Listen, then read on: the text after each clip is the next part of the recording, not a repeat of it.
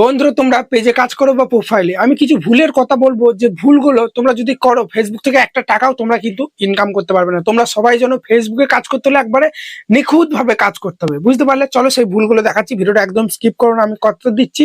এই ভিডিওটা কত ভিডিও দেখছো, মজার ছলে দেখো, প্রচুর ইম্পর্টেন্ট, ঠিক আছে? একটা ভালো ভিডিও কিন্তু তোমাদের জন্য আজকে আনলাম। এই ভুলগুলো তোমরা জীবনেও করবে না, একটা টাকাও ফেসবুক থেকে ইনকাম করতে পারবে না। সাইডে দেখো, ওয়ার্ড স্ক্রিনের মধ্যে চলে এসেছি। তো আমি কি করব, ফেসবুকটা ওপেন করব। সবার প্রথমে এক নম্বর যে ভুলটা করো, অনেকজন কিন্তু প্রোফাইলে কাজ করো, ঠিক আছে? এইভাবে তোমরা কি করো, এ দেখো এখানে সাইডে থ্রি ডট আছে না, এই প্রোফাইলে কাজ করে এখানে টার্ন অন প্রফেশনাল মোডটা অন করে কিন্তু অনেকজন প্রোফাইলে কাজ করে, ঠিক আছে? করো, কোনো সমস্যা নাই। এবার কি হয়, তাদের ভুলবশত কিনা আমি জানি না, বা 3-4 মাস কি 1 বছর কাজ করার পর ভুলবশত কি আমি জানি না, ঠিক আছে? এই থ্রি ডটে প্রেস করার পর আবার তারা কি করে, এই টার্ন অফ প্রফেশনাল মোডটা করে দেয়।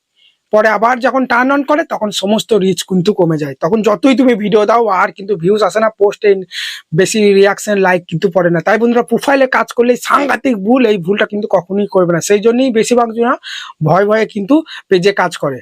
কিন্তু প্রোফাইলে কাজ করে ফায়দাটা কি, প্রোফাইলে কিন্তু যত তোমার ফ্রেন্ড আছে তারা তোমার ফলোয়ারে হয়ে যাবে। ভিডিও আপলোড করলে, পোস্ট করলে প্রথম থেকেই কিন্তু তোমাদের ভিউজ আসে, লাইক আসে। কিন্তু পেজের ক্ষেত্রে একদম জিরো ফলোয়ার থেকে কিন্তু শুরু করতে হয়। সেই কারণে এই ভুলটা যাতে না করে ফেলে, সেই জন্য অনেকজন কিন্তু পেজে কাজ করে, বুঝলে তো? এটা হলো 1 নম্বর। এবার 2 নম্বর ভুল তোমরা কি করো, সেটা হচ্ছে এখান থেকে তোমরা প্রোফাইলে চলে যাও। তোমার প্রোফাইলে যাওয়ার পর নিজেদের ভিডিওগুলো নিজে দেখো, নিজে না দেখতে চাইলেও প্লে হয়ে যায় নিজে থেকে। ফেসবুকে কাজ করো বা ইউটিউবে বা ইনস্টাগ্রামে, একটা পলিসি আছে, নিজের অ্যাকাউন্ট থেকে নিজের ভিডিও দেখলেই রিচ কমে যাবে। দেখো আমার কোনো ভিডিও প্লে হচ্ছে, কোনো ভিডিও দেখো নিজে থেকে প্লে হবে না, একটা সেটিং অন করতে হবে, ঠিক আছে? বা তোমরা এখানে যদি কমেন্টে রিপ্লাই দিতে যাও, এখান থেকে কমেন্টে রিপ্লাই দিতে গেলেও কিন্তু আমাদের ভিডিওগুলো, রিলস গুলো কিন্তু প্লে হয়ে যায় ভুলবশত। সেই জন্য তোমরা একটা কি করবে, একটা সেটিং আছে, অন করে দাও। তাহলে ফেসবুকে কোনো ভিডিও দেখো নিজে থেকে প্লে হবে না। দেখো কোনো ভিডিও প্লে হচ্ছে, দেখো এতে করে নেটটাও বেঁচে যাবে এবং আমার কোনো চ্যানেলটা, পেজটারও কোনো কিন্তু ক্ষতি হবে না। প্রোফাইলে, পেজে যেখানেই কাজ করো সেম সেটিং এত, এখানে তোমার থ্রি ডটে বা থ্রি লাইনে প্রেস করবো, ওকে? এখানে আসার পরেই দেখতে পাচ্ছ উপরে সেটিং অপশন আছে, এই সেটিং এ না হলে একটু উপর দিয়ে স্ক্রল করার পরেই এই সেটিং প্রাইভেসি অপশনে প্রেস করবে। তারপরে আবার তোমরা সেটিং অপশন পেয়ে যাবে, ওকে? এই সেটিং অপশনে প্রেস করার পরেই তোমরা একটু উপর দিয়ে স্ক্রল করলে এটা প্রোফাইল পেজেতেও দেখবে আছে মিডিয়া বলে একটা, এখানে কিন্তু চলে আসবে। এখানে আসার পরেই দেখতে পাচ্ছ, এই অপশনে আসার পরেই অটো প্লে, এটা তোমরা নেভার অটো প্লে ভিডিও করে দেবে। তোমাদের দেখবে এটা থাকবে বা এটা থাকবে, এই নিচেরটা করে দিলে কোনো ভিডিও ফেসবুকে কিন্তু প্লে হবে না, বুঝতে পারলে? চলো, এই 2 নম্বর ভুলটা করবে না। এরপর 3 নম্বর ভুলটা কি করো, তোমরা রিলস আপলোড করো বা ফটো আপলোড করো বা ভিডিও। আমি এখান থেকেই নয় একটা ধরো পোস্টই ধরো করছি, বা ভিডিও যা খুশি এখান থেকে ধরো আমি এমনি হাবিজাবি এখান থেকে এই পোস্টটাই ধরো করছি।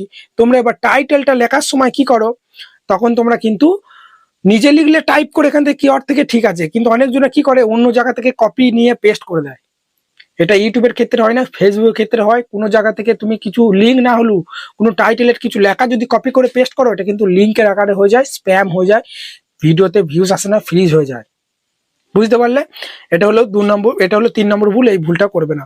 এরপর 4 নম্বর যে ভুলটার কথা বলবো, সেটা কি করো, তোমরা পেজে কাজ করো তো প্রোফাইলে গিয়ে তোমার ভিডিওগুলো বিভিন্ন গ্রুপে শেয়ার করে দাও, এখানে সেখানে কিন্তু শেয়ার করে দাও। নিজের ভিডিও নিয়ে নিজে যদি শেয়ার করো, তাহলে কিন্তু জীবনে তোমার পেজে কাজ করো বা প্রোফাইলে গ্রো হবে না, বুঝতে পারলে তো?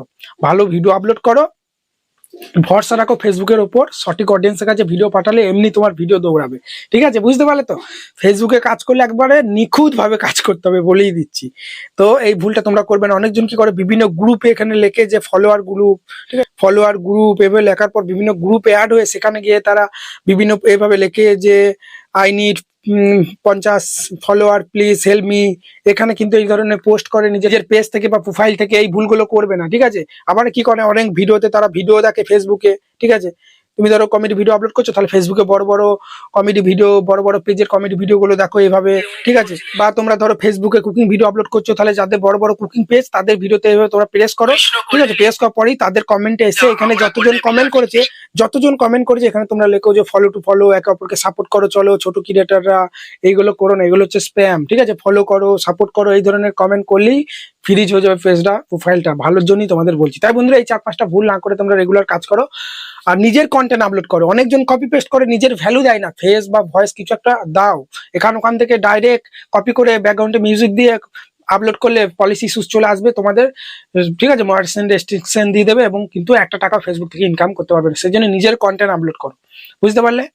আর মিউজিক ইউজ করলে কপিরাইট ফ্রি ইউজ করো। চলো, তো ভালো থাকবে, ধন্যবাদ।